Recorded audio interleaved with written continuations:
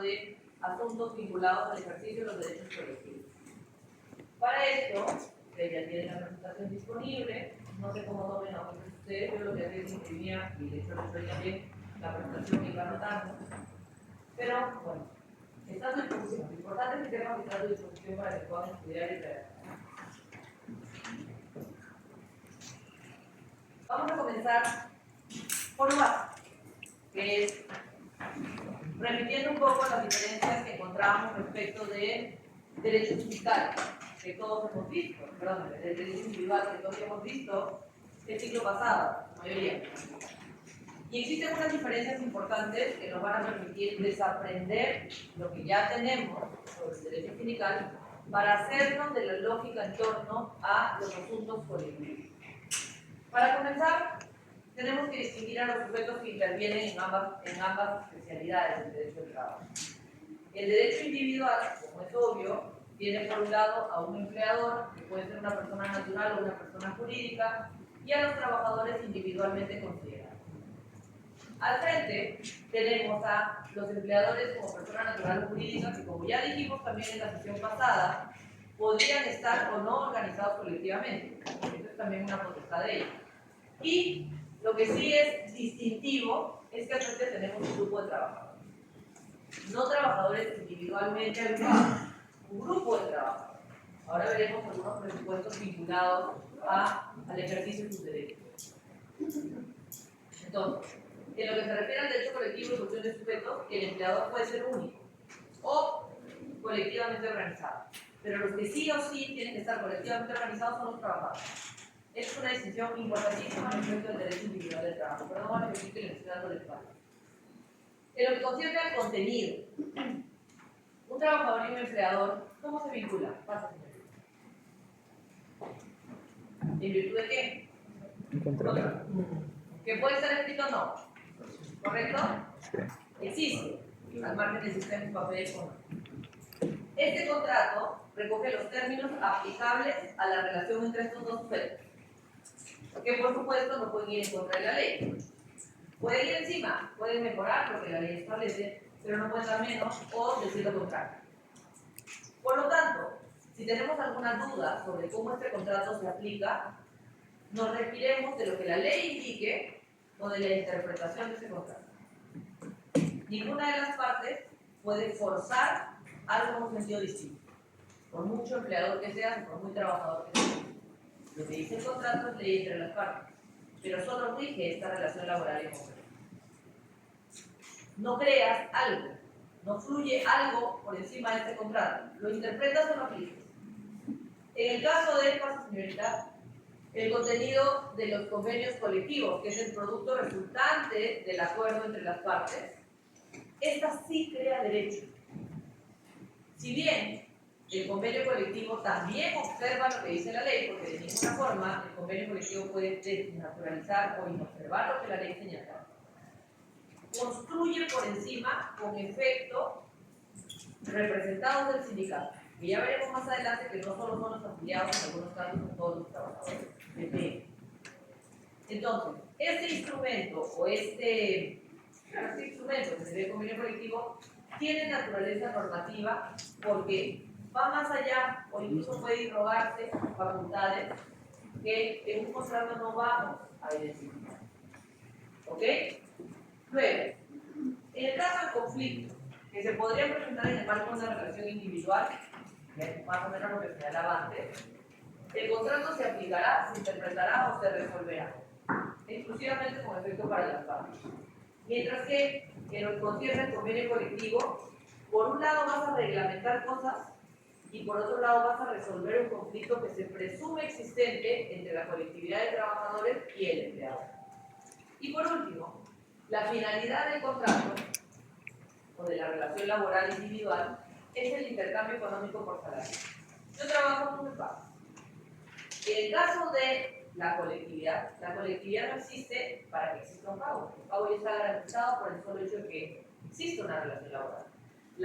La colectividad se conforma precisamente con el fin de mejorar la relación laboral, de ofrecerle mejores condiciones a los trabajadores alcanzados por el sindicato Ojo que no estoy diciendo afiliados al sindicato, veremos que este es un matiz importante.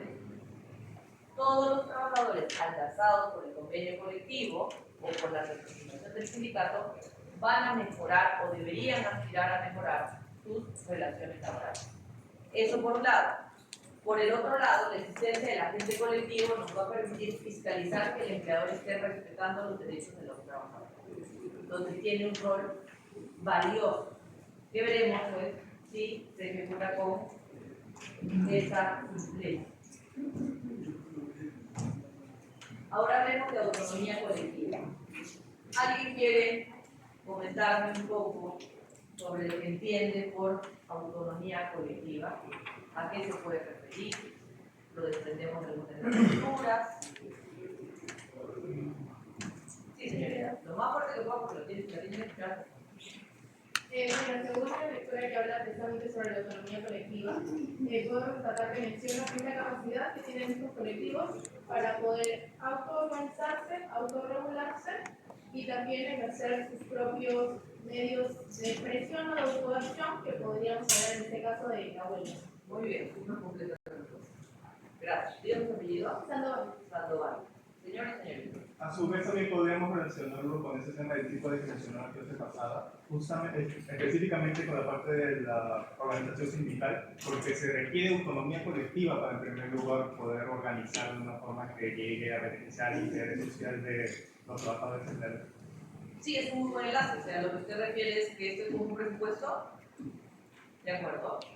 Señorita. También podríamos incluirlo en tres aspectos acorde a la segunda lectura que mandó la del centro, que sería la autonomía institucional respecto a su estructura y organización, su autonomía normativa, que respecto más que nada sobre los convenios colectivos que se logran finalmente mediante el voto cero, lo que sería el derecho a huelga, para que respete sus derechos. O sea, tres manifestaciones. ¿Podría repetirlas, por favor, lo más fuerte que pueda? Autonomía institucional, autonomía normativa y autotutela.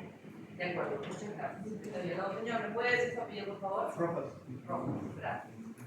Efectivamente, sus compañeros adelantan que esta autonomía colectiva se refiere a una potestad. Es una potestad entendida como la de poder ejercer nuestros derechos colectivos. Bueno, aquí les he puesto dos citas que me parecen súper pertinentes para efectos de poder explicar. Santoro Pasarelli nos dice que la autonomía colectiva es un fenómeno de autorregulación de intereses privados entre grupos contrapuestos. ¿Cuáles serían los grupos contrapuestos? Los intereses del empleador, los intereses de los trabajadores colectivamente constituidos. Palomeque nos habla de la autonomía colectiva, es el poder social con potestad normativa. Esta elaboración tiene mucho peso, ¿ok? Un poder social nos habla de un reclamo, bueno, pero no es un reclamo que se materialice en redes sociales, en una marcha que no va a tener un objetivo. Tiene y está encauzado, nuestro marco normativo está creado para que ese poder social en específico tenga la capacidad de crear normas. ¿Cuál sería la norma entre las partes para efectos del derecho colectivo? El convenio colectivo. Eso tenemos que tenerlo claro. Ese es el instrumento normativo por esencia en el marco del derecho colectivo laboral.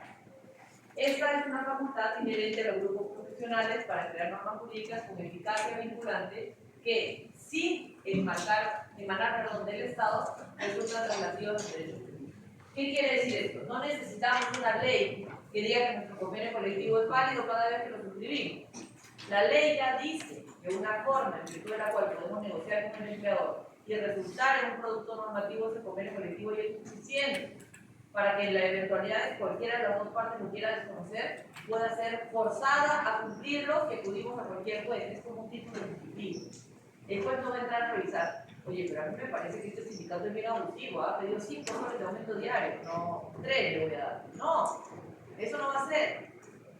Quienes detentan el uso de la fuerza o la capacidad de podernos obligar a cumplir es el aparato judicial. Pero el aparato judicial no va a entrar a revisar en qué términos hemos negociado esto. Porque partimos de la premisa de que el agente colectivo y el agente empleador tienen equilibrio de fuerzas y por tanto han llegado a un producto resultante que observa la ley, salvo que sea notorio que está contra la ley. Por ejemplo, yo puedo haber acordado con un sindicato que resulta ser un sindicato intencionalmente formado por el empleador para que trabajemos 80 horas a la semana. Si hemos firmado eso, es contra ley. Eso nadie lo va a avalar. Pero si, por ejemplo, hemos acordado en virtud de un convenio colectivo que vamos a trabajar 30 horas a la semana, pues no va a decir, oye, un poquito, no me dice el campeón, ¿cómo van a hacer las cosas? No, eso no va a pasar. ¿Ok?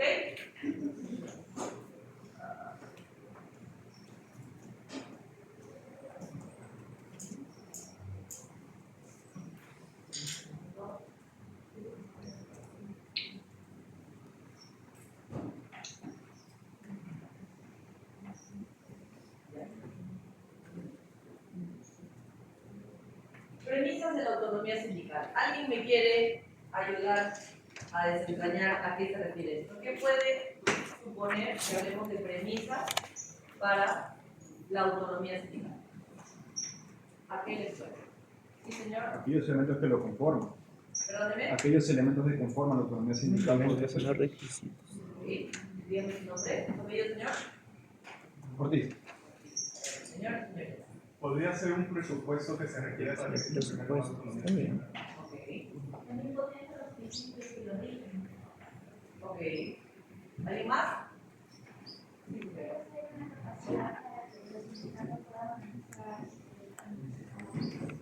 ok. Aquí hay Los presupuestos para establecerse la autonomía sindical. los presupuestos para establecer la autonomía sindical. Ok.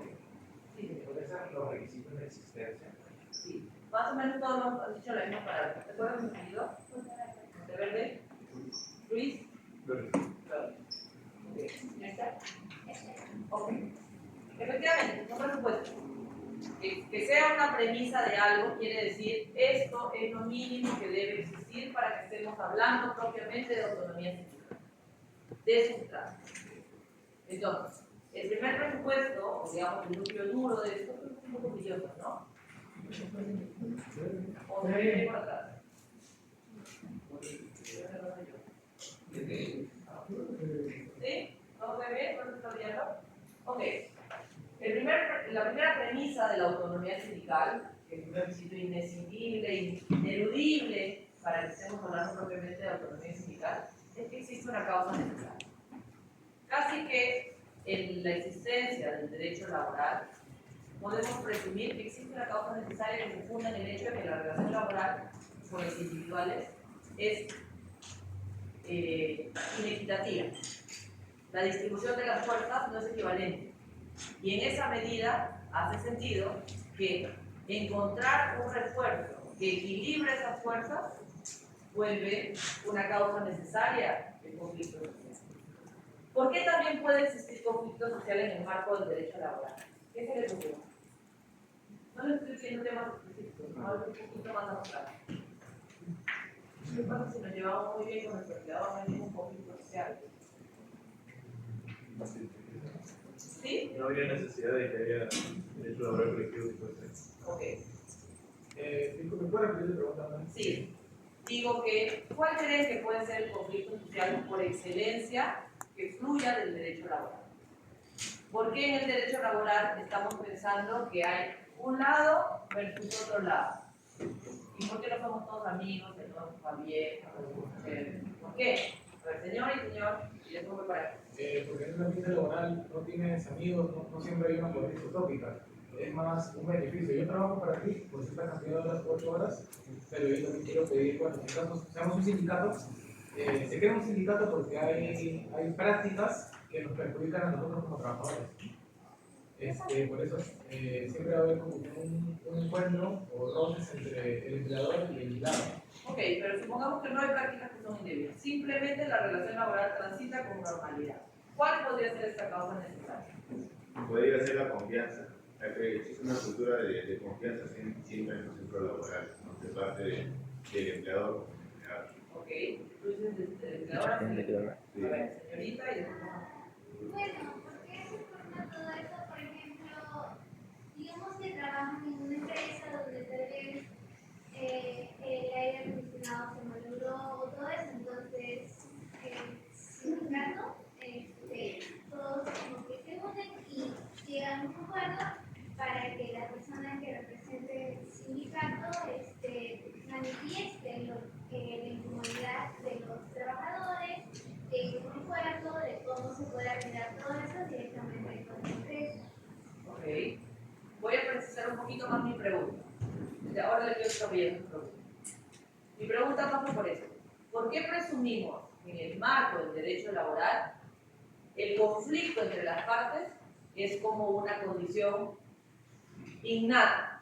¿Por qué? ¿Qué nos hace pensar? Más allá de que ahora se valoró mi silla, después la he presionado, después mi computadora, más allá de esos detalles, supongamos que es una relación laboral justa, pero ¿qué hace que presumamos que existe conflicto? A ver, Por el tema de trabajo asalariado, que también se menciona en la lectura, de que siempre va a existir un tema de que los intereses del empleador van a estar por encima de los intereses del trabajador. Y va a haber una relación de subordinación. Ya me quitó mi respuesta. Ahora entiendo que estoy superior. Justamente iba a mencionar el factor de subordinación. En la relación de ambos, hay una situación de poder que no es igual. Ya me quitaron mi respuesta. Sí, iba a decir subordinación. No, no roben respuesta. Ok. Sí, señorita. La lectura que precisamente se Están robando respuestas. mencionaba que bajo una idea del liberalismo se creía este dogma de autonomía de la voluntad, si no me equivoco, que era una idea de ficción donde casi utópica, donde se desearía que el empleador y el trabajador estuvieran al mismo nivel, pero nunca va a ser así, y ahí es donde surge la autonomía colectiva, porque siempre va a haber este nivel de subordinación, y la única forma de contrarrestar ese poder, por decirlo así, del trabajador es con la unión del colectivo. Ok. Señor y señor. Y después, acá. Me ganó la idea, doctora, porque ya mencioné la subordinación justamente. La subordinación es la raíz de la relación desigual entre el empleador y el empleado. El empleador evidentemente tiene superioridad sobre el empleado. Y es por esto mismo que nace el sindicato y, por así decirlo, uno de los objetivos laborales más importantes, que sería el indulto properario. Yo podría decir tranquilamente que de la subordinación nace la idea errada por parte del empleador de la superioridad económica y social por parte sobre el empleador. Ok, subordinación también con usted. Sí, señor. Yo creo que también Ay, no, a mí me quedó la respuesta. podríamos dar un paso atrás, es decir, Sí, ¿verdad? al hablar de economía sindical también podríamos estar hablando de libertad sindical. Y en la clase pasada en una de las lecturas se menciona funciones de esa libertad sindical, entre ellas la función pacificadora. Y es que se supone que ya existe un conflicto también por un aspecto histórico. En esa misma lectura y también en general hay que recordar que la primera aparición del obrero, las condiciones que se le daban al obrero eran paupérrimas. Es por ello que en primer lugar aparece el derecho laboral en general, incluyendo el individual y luego el colectivo. Entonces también podemos decir que existe un aspecto histórico como causa de la organización sindical. Ok, de acuerdo con el Pero el referente era algo similar, en realidad el derecho laboral está en un referente histórico de la realidad como se viene dando desde los primeros casos del derecho laboral que pudimos ver que era en Egipto, por ejemplo, cuando se pidió de que se cambiara la construcción de los ladrillos, si menos lo que indicaba que sea más difícil el trabajo. Acá ya podemos ver una diferencia entre lo que era el empleado, en este caso la persona que hacía los ladrillos y el empleador. Ok, perfecto. Todos me han respondido, o casi todos me han respondido en el sentido de la subordinación como un elemento que justifique su vida. Pero este es el 50% de lo que yo veo. Les voy a pedir que levantando la mano y en una sola palabra me digan, ¿para qué trabajas? Levantando la mano. Es una muy buena pregunta. Para vivir, para ganarse la vida, para ganar dinero, ya por dinero, remuneración, contraprestación, por necesidad, necesidad, experiencia, fuerte, bueno, cubrir las necesidades económicas, remuneración, Ay, no me ve la profesora. Por deber. por deber.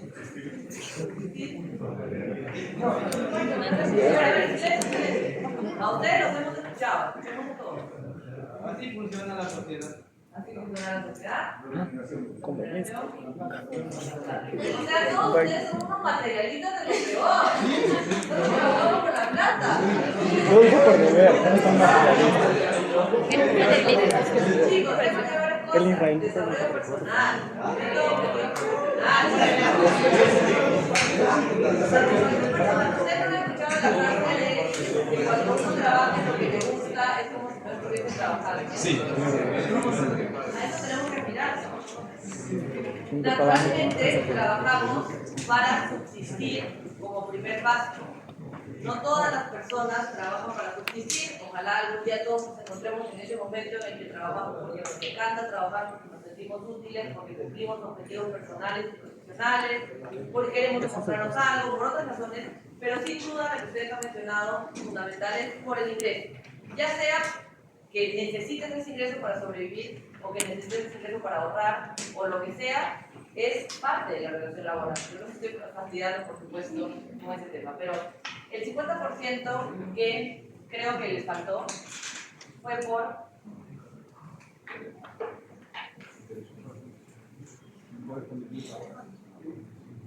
y eso incluye el dinero, incluye el aire acondicionado aire acondicionado que mencionaron, incluye mejores computadoras, incluye un clima laboral saludable, incluye que nos dé un espacio adecuado para trabajar, incluye que nos respete la jornada de trabajo, incluye todo. ¿Y qué es importante entender? Yo les decía que hay un conflicto, a ver, por favor, hay un conflicto que es inherente. Y no necesariamente porque estos sean solo gentes contrapuestas, que lo son, sino porque los intereses individuales de cada uno se contraponen. Aquí yo voy a querer rentabilizar al máximo lo que pueda sacar de mi organización. Salió el clip. Yo voy a querer llevarme lo máximo que pueda. Si quieren el dinero en mejores condiciones, pero que va a implicar una inversión. Entonces, eso y esto no es compatible, no es directamente compatible. Van a estar en un escenario de tensión en el cual, si yo no te doy sillas que son ergonómicas, me ahorro 100 soles por cada silla. Y yo quiero más bien una silla ergonómica que garantice mi postura y mi columna y todo lo que necesito, pero eso implica que tú ganes menos. ¿Me dejo entender? Es aquí donde tiene que buscar el equilibrio. Y esto presume que hay conflictos. ¿Ok? La empresa objetivamente, más allá de la buena intención, de la buena fe, de las mutaciones y de las intenciones, digamos, positivas por las cuales se puede generar, las empresas, ojo, lo que buscan es generar utilidad, reconocimiento y otros factores, pero en buena parte los objetivos. Y los trabajadores también van a querer mejorar su condición de vida, la de su familia y etc. Esa es una tensión permanente. ¿Ok? Entonces aquí tenemos que hay un conflicto social que es una causa necesaria, que es ineludible en el marco de los trabajos realizados. Luego tenemos un interés colectivo. ¿Todos quieren buscar? ¿O alguien trabaja porque es buena gente nomás? ¿Ya? Ok, entonces tenemos el segundo elemento que es un interés colectivo. Todos queremos lo mismo. No todos queremos lo mismo a costa de otras personas. Es decir, si a mí el empleador me dice, Katy, hoy yo te puedo aumentar 100 soles de tu sueldo. O te puedo aumentar 200 a costa de... perdón, voy a atrás. Katy, yo te puedo aumentar 100 soles a tu sueldo. O te puedo aumentar 50, pero a tu compañero no lo voy a aumentar. ¿Por cuál decidimos? A mí no me interesa si mi compañero le aumenta o no le aumenta, ¿no? Me interesa generar un beneficio. No estoy diciendo al empleador, a ver, si es que al otro lo perjudicas, ¿cuánto yo podría recibir? No estamos haciendo esa negociación, normalmente no se procede de esa forma. Normalmente. Pero todos estamos interesados individualmente en lograr el mayor margen de beneficio. Entonces tenemos un interés común. No pensemos en la plata, pensemos en qué otro tema colectivo podríamos estar todos de acuerdo. Oye, el empleador está imponiendo las extra obligatorias. Es más plata, sí, pero nos obliga a salir a las 10 de la noche para nuestra casa. Ya no vemos a nuestra familia, si tenemos hijos no vemos a nuestros hijos, si tenemos perros no vemos a nuestro perro, estamos cansados, no podemos hacer otras actividades, ya no podemos esperar en la noche, ya no podemos hacer otra cosa. Estamos interesados en que las horas extras se realicen solo excepcionalmente. Sí, a todos les interesa, sí, les interesa. Nos va a beneficiar individualmente, sin duda. Oye, no, pero yo nunca hago horas extras, a mí no me interesa. Y cuando las hagas, no valdría la pena que establezcamos las condiciones ahora mismo para que se apliquen a todos después. Interés colectivo. Segundo, pluralidad de personas. Somos un grupo de personas que compartimos esta necesidad común que acabamos de dimensionar. Pluralidad de poder. Existen diversos grupos sociales que actúan como centros autónomos de producción normativa. tenemos los contratos individuales como una fuente de menor rango, tenemos al empleador que puede dictar normas unilaterales, y tenemos por supuesto el convenio colectivo de un rango superior que nos incluye. Y la libertad sindical. La autonomía sindical solo es posible si estos 4 elementos, más el de la libertad sindical, están presentes. Sin libertad sindical, ¿cómo podría ejercer autonomía colectiva? Es un presupuesto, otra vez, indefinido. La libertad sindical implica las manifestaciones que vamos a realizar, que ustedes también han visto, ¿verdad? Sí, en la lectura. Ahora me cuento. Ahora. Hablemos entonces de la libertad sindical individual. ¿Esto lo han explicado en la lectura que ustedes no tienen vista? ¿Sí? Entonces quiero escucharlo o escuchar. ¿Quién me puede hablar sobre la libertad sindical individual? Dígame su apellido. Ortiz, Carlos. Carlos. Antes Ortiz, sí. Ah, ya, muy bien. O sea, La usted quiere libertad- que yo le ponga el puntaje a usted y no le ponga el puntaje aquí. Ahora Sí, se ¿no? sí, no. Ya, no, está bien. La libertad sindical individual se refiere a la libertad que tienes tú como individuo de poder unirte a un colectivo y poder, también tienes una cierta responsabilidad de no pertenecer a 2 colectivos que tengan que ver con la misma rama. Puedes pertenecer a varios colectivos que sean de ramas diferentes, pero no a una misma rama del colectivo. Luego, sí, eso. Ok, ese es el marco de tu libertad sindical. Sí. ¿Cuáles serían tus manifestaciones? ¿Están preparados como para ayudarte con eso? ¿O prefieres que le pase? ¿Sí? Ok, ¿quién me quiere hablar de la libertad sindical de organización? ¿En qué consiste? Pueden mirar sus apuntes, tenemos un ratito aquí, señorita. Bueno, comprende, como dice Rachel, Fuerte. comprende la libertad sindical individual de organización, comprende todo lo que respecta a la materia de constitución de la actividad sindical. Se hace, los trabajadores se agrupan para crear sus propios sindicatos, sin que su empleador iniciara en dicha constitución. La ley los protegería al momento de crear el sindicato. Luego estaría la libertad de afiliación, que una persona puede decidir o no pertenecer a un sindicato. Asimismo, eso presupone que el empleador no puede imponerle alguna sanción por decidir estar en ella.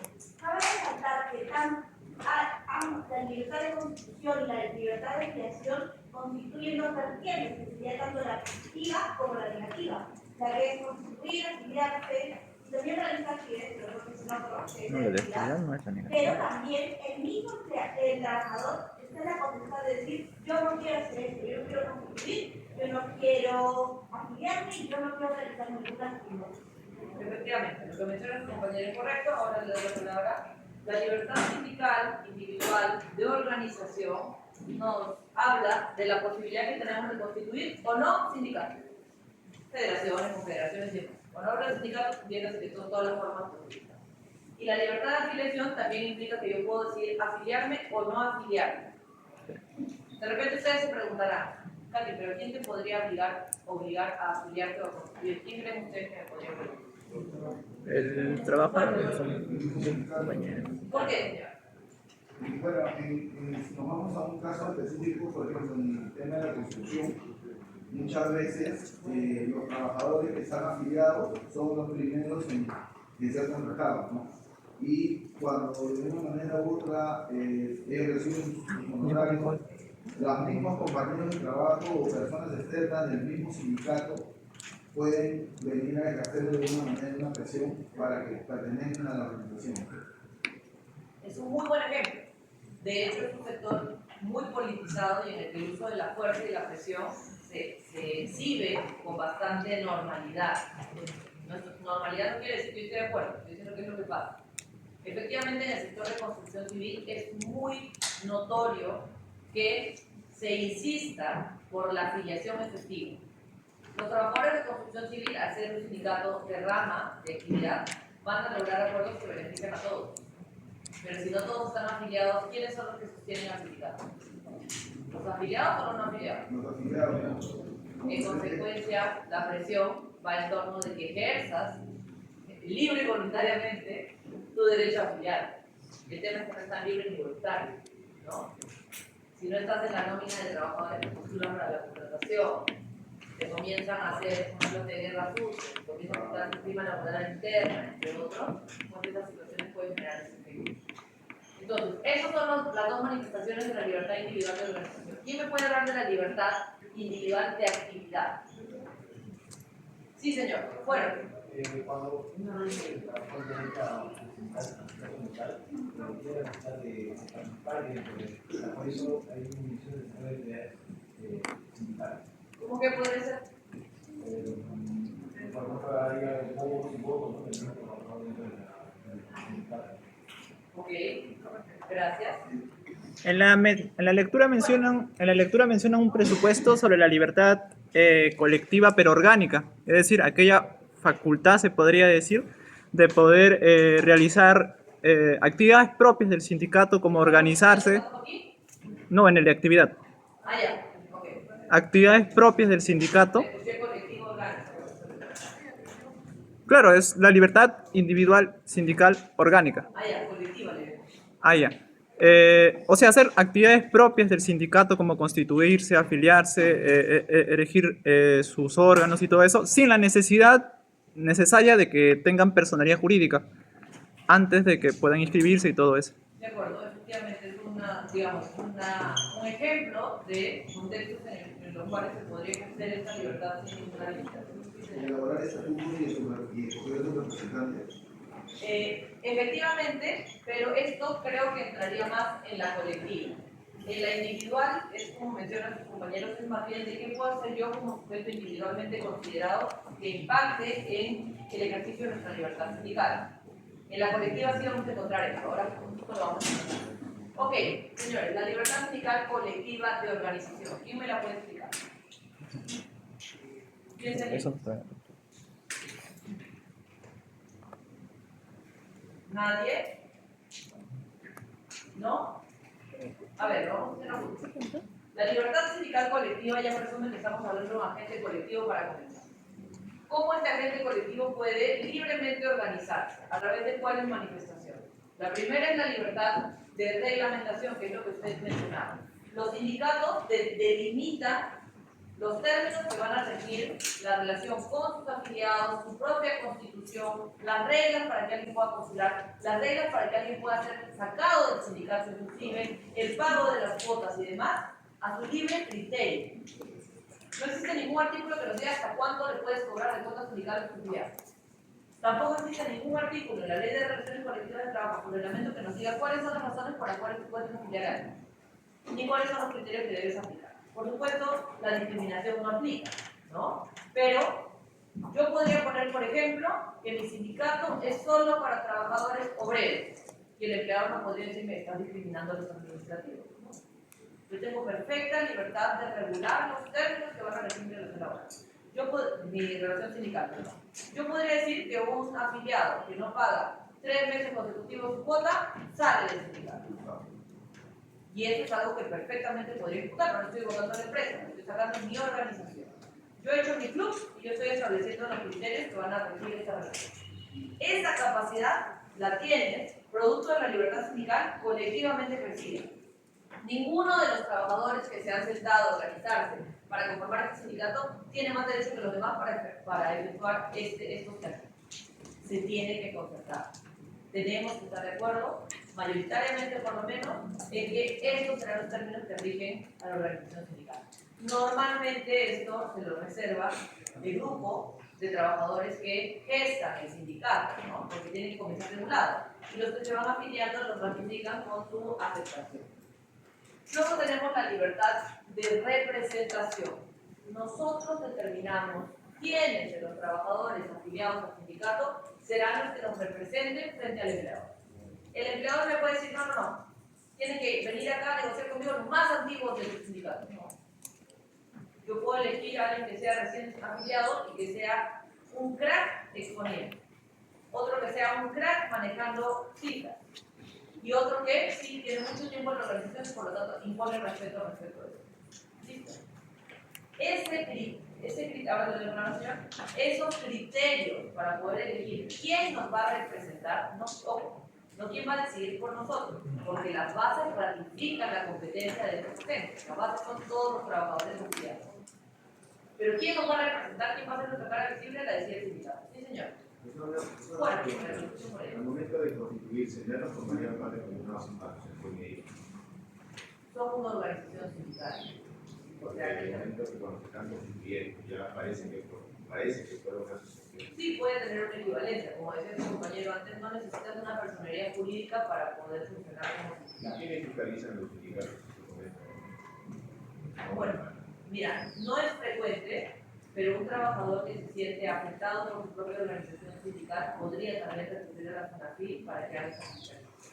Pero en principio no existe una fiscalización ni a las cuentas, ni a las actividades que realiza el sindicato, mucho menos la hace el empleador. Imagínate, lo tendría, pero así todo el día dependiéndose de fiscalizaciones en vez de ocuparse de lo relevante. Pero un trabajador, imagínate que, por ejemplo, yo que estoy gestando, cuando informo a mi sindicato me dicen, no, las gestantes no nos sirven mucho, la verdad. Así que te vas. Eso es un monto de discriminación. Yo podría perfectamente recurrir a la FONAFIL para que haga una verificación.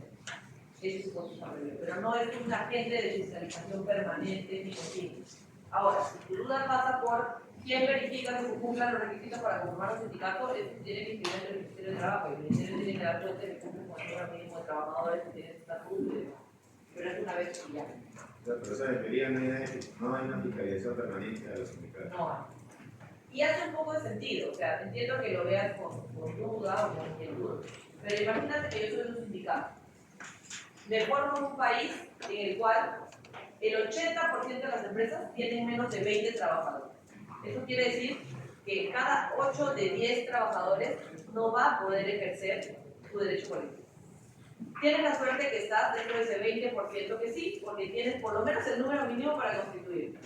Y de ese 20% será otro 20% que finalmente se constituye como sindicato. Sigue siendo probablemente un sindicato pequeño, y si no un sindicato pequeño, un sindicato que se ocupa de estar en constante comunicación y conflicto con su empleador. ¿Qué pasa si te pongo un agente que te está fiscalizando cada tanto o le doy a ejecutar al empleador? ¿De qué te vas a ocupar? ¿De tus funciones sindicales o de defenderte para que no te disuelvan? Entonces, hace sentido que no tengamos un rol muy inquisitivo respecto de las organizaciones sindicales, más en su constitución, ¿no? ¿Ok? Sí. ¿Existen otras organizaciones sindicales distintas a ella que tienen como objeto la tutela de los intereses del trabajador? ¿Conformado por trabajadores te refieres? Claro, o sea, que tenga el mismo objeto, que sea la tutela de los intereses de los trabajadores, pero que no tengan el rótulo de... es una organización sindical. O sea, podrían ser fundaciones, ONG, pero son como que para dar soporte, por ahí asesoría, atracción de inversión, formación, pero no son propiamente los trabajadores organizados. Recuerda que así sea una organización o un sindicato pequeñito, inviertes. Si no plata, tiempo. Entonces imagínate que tú le digas, forma otro tipo de organización que no tiene peso escénico normativo, invirtiendo tu tiempo y tu dinero para que funcione, mejor organización. Ok. La libertad de federación es la capacidad que tengo de que los sindicatos se agrupen a su vez en colectivos más grandes y también de confederación, que las federaciones se agrupen a su vez en colectivos más grandes. Lo que mencionó mi compañero, sí. Por ejemplo, el sindicato de maestros, o también el sindicato de trabajadores que formó José Carlos Pierre. Por ejemplo, ellos, de todas las naciones, si no me equivoco, de todos los sindicatos que hay, ellos conformaron uno solo. Eso se podría también dar, como dijo mi compañero, sí, que esa parte. Es que son sindicatos más grandes. Vamos a hablar más adelante que los sindicatos no son solo de empresa. Los sindicatos pueden ser de rama de actividad, de gremio. El sindicato de maestros, al igual que la Constitución Civil, trasciende la dimensión de la empresa. Son trabajadores que están organizados por compartir el oficio particular, para tener un peso escénico más grande respecto de su contraparte, que en el caso de los maestros es sobre todo el Estado. Sí funciona. A ver, y la libertad de disolución. ¿Alguien se le ocurre que puede ser la libertad de disolución? Sí, señor. Parece que es la voluntariamente decía que se termine con un sindicato de libertad. ¿A ti te parece? Voluntaria. Ellos poder decidir si quieren continuar sí, o no. me parece. Efectivamente. Alguien me podría decir, no, tú ya abriste tu sindicato, así que eso te va a permitir hasta el último día, si quieres acabar tu sindicato, renuncia a la empresa. Nosotros como colectivo organizado podemos decidir que el sindicato también termine su función. y para eso existe la disolución sindical, pero es una decisión exclusiva de la gente política. Y la libertad colectiva de actividad se refiere a la libertad de gestión. ¿A alguien se le ocurre que puede ser esta libertad de gestión? No, bueno, esa facultad de que A ver, todos puedan elegirlo. Dirección y organización de sindicatos. ¿qué implica eso? Organización de, por ejemplo, reuniones. Podría ser también asamblea. Ok. ¿Qué más? Que los mismos los sindicatos puedan realizar elecciones a personas que quieren administrar lo que son reuniones, escritos y demás cosas. O sea, el sistema administrativo sí. Ok, pero hasta ahí estamos hablando solo del tema interno, que es esto, ¿no? Que yo pueda establecer reuniones generales con mis bases, que yo pueda establecer necesidades en las cuales vamos a invertir, que podamos decidir si va a haber un local sindical, que podamos establecer actas, reuniones y más externas. Es la negociación colectiva de la relación del empleador con el Estado. Efectivamente. La libertad colectiva de actividad, es decir, la libertad de gestión externa, tiene que ver a cómo nos relacionamos con nuestra contraparte, ya sea privado o ya sea público. Bueno, esto ya lo mencionamos antes. Ahora, quería escucharlas respecto de eso. La titularidad del derecho. Es tanto la ficción. Tenía una consulta sobre antes de que Elegir locales donde se desarrollan sobre la actividades. libertad de disolución. Ah, ¿Qué tan común es ver a un sindicato Cosas. disolverse? Normalmente Normalmente. pasa cuando existe un proceso de reorganización societaria. Por ejemplo, yo ahorita estoy viendo no del sindicato propiamente. La empresa 1, la empresa A, tiene un sindicato. ¿Ok? Y esta empresa A va a ser comprada por la empresa B, que casualmente tiene un sindicato que es más grande. ¿Podría coexistir? Sí. Pero este sindicato en particular ha encontrado que si se asocia, o sea, si se incorpora a este sindicato más grande, va a poder obtener mejores condiciones que se siguen negociando con el otro. Y a eso es un ejemplo. Otro ejemplo en el que esto podría darse es si, por ejemplo, pierden el número mínimo de trabajadores. O de repente se va toda la Junta General y nadie quiere participar. Entonces, te das cuenta que, aunque existen afiliados, no existe interés en ejercer las funciones sindicales y no tienen representantes. Entonces, te das cuenta que estás remando solo en una actividad y decides disolverte. ¿Qué tan frecuente es? Tu pregunta es absolutamente infrecuente. No es lo que pasa. En caso prefieren subsistir, así vaya perdiendo número y demás, porque les ha costado mucho llegar a esa organización y normalmente porque les ofrece un nivel de blindaje adicional ante la disciplina. Entonces, si ya tienen este escudo, no lo quieren hacer. Es infrecuente. Infrecuente. Ok. Sí, señor. Tenemos una duda. Una empresa grande, por ejemplo, la empresa de seguridad, a las empresas grandes no les conviene tener sindicato. Eso es para las empresas, ¿no? Entonces, ¿se puede llegar a algún tipo de negociación con lo que son las cabezas que quieren armar el sindicato? Y ya no se arma ese sindicato y se pierde un montón de propuestas. O sea, de poder se puede, todo se puede conversar. Pero que esté un artículo que te diga, los empleadores podrán válidamente disuadir a los trabajadores de formar un sindicato a cambio de una contraprestación justa, eso no va a funcionar. ¿Se puede? Sí, claro, de hecho no es inusual que un empleador esté muy al tanto de un empleador que entiende que el sindicato es algo negativo. Hay muchas empresas, sobre todo las mejor institucionalizadas, advierten que la presencia de un sindicato puede ser útil para efectos de la comunicación, por ejemplo.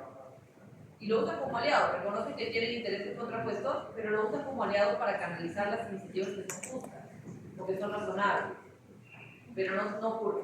En un país como el nuestro, además, en el que no tenemos cultura sindical, el sindicato es visto como algo negativo. ¿Ok? Nosotros no tenemos que verlo así. Tenemos que verlo como un agente que existe o puede existir dentro de nuestra organización. Pero oye, más allá de eso. El empleador está mosca a ver si se comienzan a gestar intereses colectivos que podrían ser perjudiciales para sus intereses. ¿Podría el empleador reunirse con estos trabajadores para intentar disuadirlos de armar el tema? Yo te diría que técnicamente podría. La cosa es cómo lo va a lograr.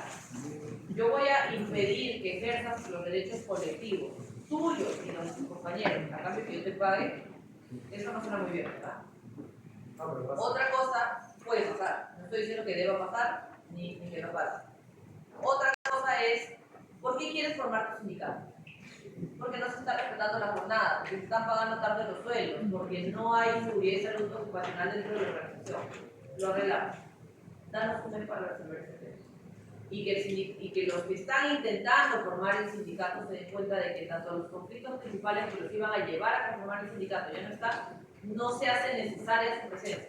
Es una decisión de ellos. Podría darse, ¿no? Es un enfoque mucho más saludable que simplemente pagarles para que se examine el armar el sindicato.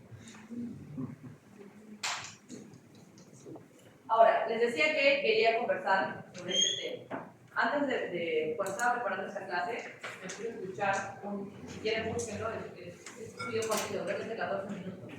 Un video de Alfredo Villavicencio hablando con enfoque de derechos sobre libertad sindical. No tiene que ver directamente con lo que estamos viendo en este momento, pero él mencionaba algo que es interesante. En países, en nuestro caso el Perú, que tienen un enfoque un poco más amigable respecto de la conformación de los sindicatos, y que no, su regulación es lo menos invasiva posible. Para comenzar, estos países no te ponen un número mínimo de trabajadores para afiliarse al sindicato. Tampoco te dicen cuál es la forma bajo la cual tú puedes ejecutar la huelga. Y mucho menos te dicen cuáles son los requisitos para integrar al sindicato. Eso lo tiene que hacer el propio sindicato vía su estatuto. Eso hemos dicho hace un rato, ¿verdad? El estatuto sindical es el que nos debe decir esto tiene que cumplir para entrar. Los propios trabajadores.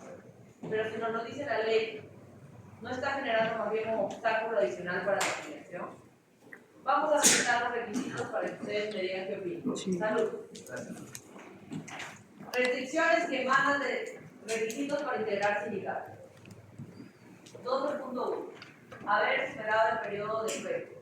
Ahora es un requisito eliminado, pero quiero que se pregunten por qué.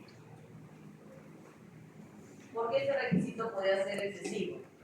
Evitaría que se formen de forma autónoma los sindicatos. Perdóneme. Evitaría que no se formen de una manera autónoma. Porque lo limitaría. O sea, tendrían que pasar un periodo de prueba, es decir, tienen que, por así decirlo, alguien les tiene que corroborar de que están haciendo o llevándose de forma adecuada durante un periodo de tiempo. Voy a explicar un poquito a qué se refiere el periodo de prueba ahí. ¿Recuerdan la figura del periodo de prueba cuando vieron derecho individual?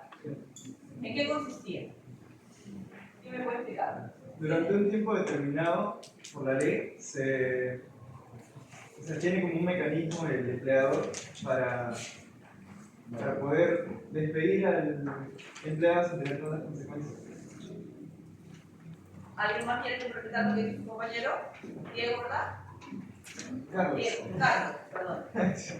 Voy a hacer que se ponga un sticker acá con un imagen de para poderlo utilizar. No, mentira, gracias. A ver. Creo que para englobar mejor lo que dice mi compañero sería un tiempo en el que el empleador evalúe el desempeño del empleado dentro de ese ambiente laboral. Ok, está muy bien. Periodo de prueba. Es un periodo de gracia que tiene el empleador para poder desvincular a un trabajador que no es adecuado para el puesto que ha sido contratado. Es un periodo de enamoramiento.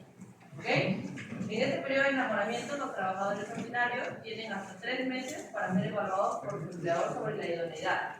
Los trabajadores de confianza hasta 6 meses y los trabajadores de dirección hasta 1 año. En esa ventana temporal yo no tengo estabilidad en el empleo. En esa ventana temporal el empleador me puede comunicar con una carta que tiene 2 párrafos. Katy, muchas gracias por tu servicio, pero no superar el periodo de prueba de trabajo. No me tiene que explicar por qué, no me tiene que decir nada. Por supuesto, no pueden cubrir ningún motivo discriminatorio. Y entenderán que yo me voy a usar para todos los motivos discriminatorios que tengan que ver, porque si utilizo la causal de la embarazada para despedirme, así este periodo de prueba no se puede tomar. Pero pongamos que no es el caso. Simplemente saco como persona. Entonces, esa primera causal lo que nos decía es, para que uno de estos trabajadores se pueda afiliar a un sindicato, tiene que haber superado ese periodo. ¿Qué les parece? ¿Por qué? aunque esté en periodo de prueba, igual necesita tener mejores condiciones, no es una condición para... O sea, tiene una idea que expresar. Ok. Dígame, señor. Es que el mero hecho de que yo esté en periodo de prueba significa que, por ejemplo, no sé, me van a pagar mal y como estoy en periodo de prueba yo lo voy a aguantar, voy a decir no, que no recibí algo, no van a pagarme algo porque estoy en periodo de prueba, mejor no digo nada. Así no debería ser, tendría que haber un blindaje para esas personas que están en periodo de prueba y es por eso que yo supongo que es por eso que se blinda. Ok.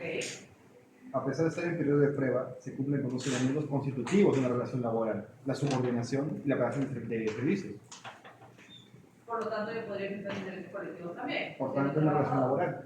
Sí, las tres referencias son correctas. Efectivamente, lo que pensó el legislador es, voy a proteger a estos trabajadores al impedirles que se afilien, porque no vaya a ser que se les ocurra afiliarse, el empleador se entere y lo vote. Pero ahí está mal puesta el énfasis, ¿no? Claro. ¿Quién es el que no debería utilizar de forma encubierta la razón del ejercicio de un derecho sindical para votar? ¿El trabajador es el que no debería afiliarse para que no lo vote o el empleador es el que no debería votar por esa razón? El empleador. Entonces no hace sentido que sea ¿verdad? Bueno, omitir esta causal, que era una desgracia, y que por supuesto no reconocer los derechos sindicales de estos trabajadores solo por estar en prueba, que es un absurdo. Las siguientes causales son ser trabajador de la empresa, actividad, profesión o oficio que corresponda, ok, está alineado a los convenios internacionales, no forma parte del personal de dirección o desempeñar un cargo de confianza del empleador, salvo que el estatuto expresamente lo admita, ok, y no estar afiliado a un sindicato del mismo año. Creo que lo que mencionaron nuestros compañeros al inicio de la misma. Entonces, esos requisitos que quedan son realmente necesarios.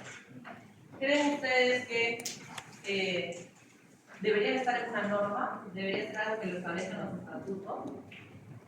¿Qué piensan? ¿Puedes repetir la pregunta?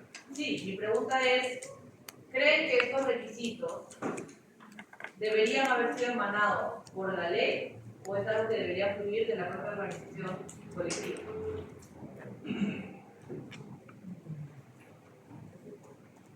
Son de real utilidad. También estamos reconociendo que la libertad sindical en una de sus manifestaciones permite que colectivamente se organicen para poder reglamentar sus términos. Yo creo que puede definirse en base un poco también a la situación jurídica social actual del Perú, tomando en cuenta que es alto el índice de informalidad. Una buena forma de buscar la formalidad es dar facilidades sindicales, mejor dicho, dar facilidad de formación sindical. Por lo que menos necesito mejor. Exacto. Sí, señor. O sea, yo creo que acá hay que separar un poco más lo que dice con la práctica, porque a veces en la vida real no se cumple a veces lo que dice la ley, porque si tú lo pones todo lo que dice en la ley, también está dando un poquito más de énfasis a que la otra persona que quiera formar una actividad sindical, el otro va a estar chequeando que esté involucrado y lo puede despedir. Pero también en base a lo que también voy a coordinar mucho con lo que dijo mi compañera final, que sea libre, pues, ¿no? Quiero un poco más en la ley, que sea libre todo acá. Hay que fluir. Ya tenemos en la Constitución límites para la afiliación, personas o cargos específicos que tienen restringido el ejercicio de sus derechos colectivos. Hablamos la clase pasada, ¿por qué? ¿No? Hablamos si nos parecía razonable en todos los casos o no. La pregunta es, ¿necesitamos que usemos un reglamento para hacerse cumplir? ¿No sería mejor que el propio sindicato nos diga, por obvias razones, que alguien que se afilia a su sindicato no puede estar afiliado a otro? O que nos diga también, por obvias razones, que no se va a afiliar el personal de dirección a su colectivo. Entonces, esto no parece ser necesario, realmente útil, y en un país en el que tenemos tantas restricciones para el ejercicio de la libertad sindical, podría ser contraproducente. Sobre eso último, a lo mejor se puede hacer un poco contraproducente, porque si de por sí la formación del sindicato, por su naturaleza de darle derechos a los trabajadores, quiera que no, con una situación desfavorable al empleador, el hecho de que sea de dos más sindicatos le daría, por así decirlo, la posibilidad de acceder a más derechos laborales o a más situaciones de convenios que lo favorecería más. ¿No se equilibraría un poco esa relación laboral? Mira, eso por ejemplo sí está recogido en la norma, explicando que un trabajador que no puede obtener duplicidad de beneficios, porque si no eso generaría una dispersión en la negociación para el recurso del empleado. Ok, Ahora hablemos sobre estructuras sindicales libres y veamos cuáles son las diferencias respecto de las distintas estructuras que existen en el mundo, ¿no? La primera, que es el caso de Brasil. En el caso de Brasil, su ordenamiento normativo exige que solo puede existir un sindicato por año. ¿Por qué creen ustedes? ¿Para qué puede ser útil? ¿O por qué puede ser positivo? ¿O por qué puede ser negativo? Que la ley diga solo un sindicato por año. Sí. Para que no haya pequeños sindicatos que a efectos prácticos no tendrían el suficiente poder o influencia para ejercer algo con su autoritela contra el empleador. Eso es una cosa. Muy bien. Efectivamente, la lógica que existe detrás de ese ordenamiento, no estoy diciendo que sea el mejor, estoy tratando de explicar por qué es que lo regula así. Entiende que mientras más forcemos a las partes, en este caso a los trabajadores, a organizarse colectivamente para crear un único agente que sea el que interceda ante el empleador, vamos a obligarlos a poner todas sus fichas en este y por eso va a tener un mejor poder de negociación frente al empleador. Ese es el deber ser, la lógica detrás de este sistema. El asunto es que en muchas oportunidades, en escenarios de unicidad sindical, el sindicato efectivamente representa a todos, pero tiene puestos sus intereses en sectores determinados, que pueden tener más peso, mayor dimensión, lo que sea. Y eso en muchos casos relega la negociación sobre intereses que correspondan a los trabajadores, digamos, de menor representación dentro de esa organización. En unidad sindical, que es el caso de Alemania, Inglaterra, Estados Unidos, Bolivia y Uruguay. Los trabajadores voluntariamente se agrupan en un solo sindicato. Si se agrupan, lo deciden ellos, o no. Esto otra vez parte de la premisa de la libertad sindical, del ejercicio de organización del que hemos hablado antes. En consecuencia, si los trabajadores quieren agruparse, lo harán así, lo harán en un único sindicato o no, la ley no interviene. Yo no soy un agente para definir eso. Yo solo tutelo que los derechos colectivos se ejerzan, que se respeten y punto. Y luego, en el caso de la pluralidad sindical, que es el caso del Perú, de hecho, y de la mayoría de países en Latinoamérica, lo que nos dicen es que pueden coexistir varios sindicatos.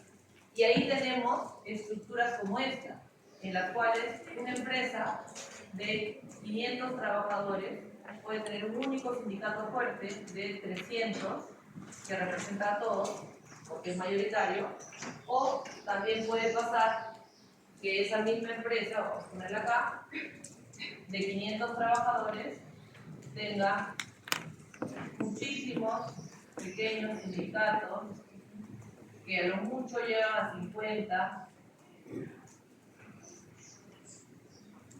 y que negocian todos. ¿Cuál es la mejor forma? La que se le acomoda a la organización sindical. En algunos casos la organización sindical tiene un peso mucho más fuerte así, yo les diría que en la mayoría de casos eso es, pero en otras tiene tantas categorías distintas de trabajadores, que sobre todo pasa en el Estado. Tiene CAS, tiene 728, tiene 276, tiene tantas categorías distintas de trabajadores que es mejor agruparse así para poder enfocarse en los intereses de esa categoría porque tienen beneficios y condiciones distintas. Entonces, en ese camino, prefieren organizarse de forma que les gusta más.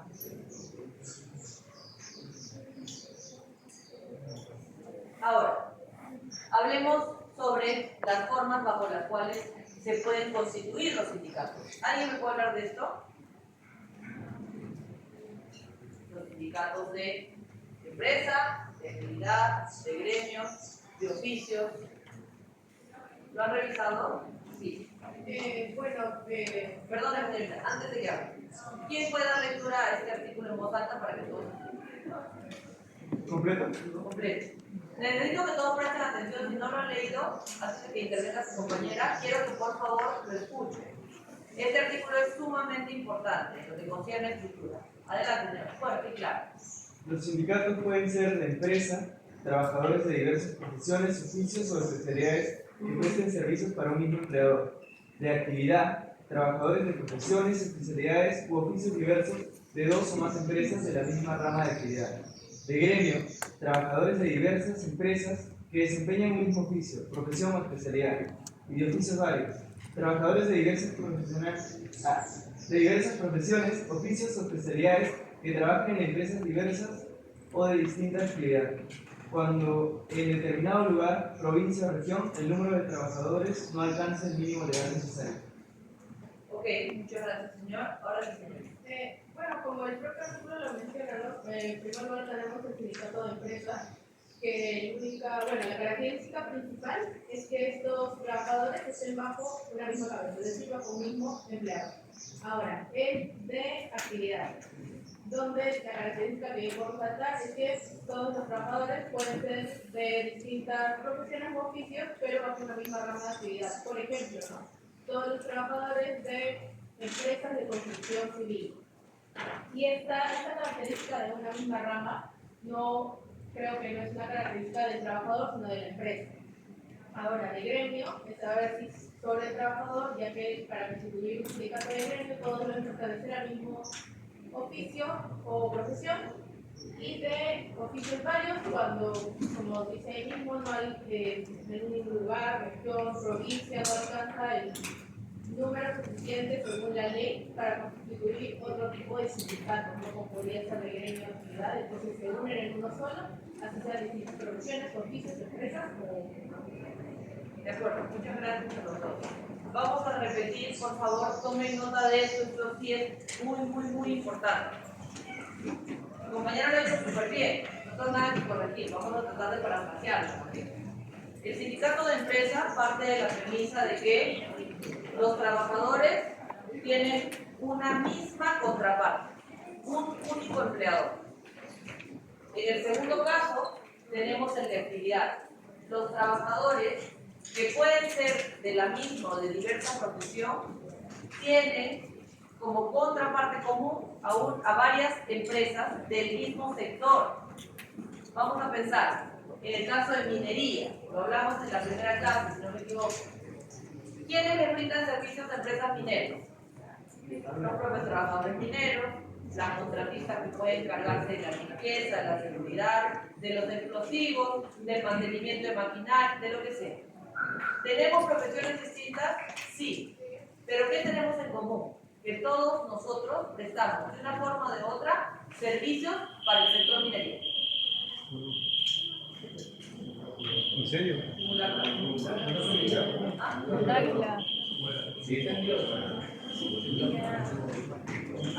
Todo está grabado. Y estamos por terminar igual.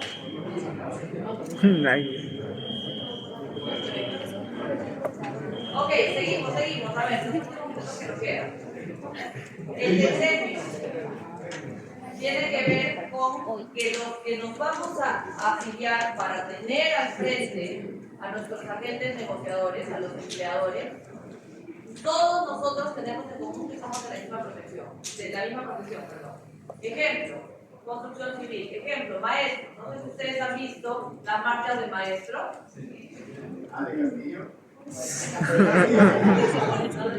Del súper. En este caso, tenemos un sindicato único de maestros. Donde los maestros pueden tener a un empleador 1, un empleador 2, un empleador 3, pueden tener al Estado. Y todos tienen en común que son maestros. No hay personal administrativo ahí, no hay tiempo. Actualmente también somos eso del gremio de transportistas por el tema de... Efectivamente, el gremio de transportistas no está organizado como un sindicato, pero igual, pensémoslo así, son los transportistas que se están organizando colectivamente para ir contra el Estado a efectos de conseguir reglas justas. El ejemplo que se quería, señor. Que me digo, se organizan de otra forma, además de sindicatos, ahí tiene un ejemplo. Ese es un ejemplo en el cual no son una organización sindical propiamente, pero sí tienen en común que todos nos dedicamos al mismo rubro y que tenemos como contraparte al Estado, porque lo que queremos son normas que den mayor seguridad. Y el de oficios varios es una mezcla de todo. Podemos tener distintas profesiones, podemos tener distintos empleadores y normalmente se dificulta cuando no tenemos las condiciones para nuestra conformación. Respeto. Y lo último para cerrar, lo voy a dejar para que ustedes lo revisen, por favor. Necesito que identifiquen cuáles son los artículos que se refieren a los requisitos mínimos de los trabajadores para conformar un sindicato. Número mínimo, el acuerdo y el registro sindical. Son la síntesis de lo que tiene que darse para que un sindicato esté válidamente constituido. ¿Ok? Listo, señores. Nos vemos en la siguiente clase. ¿Qué artículo qué? Hay control. ¿Qué? No, artículo no dijo requisitos. Mínimo de trabajadores para que sea conformado un sindicato. No dijo artículo.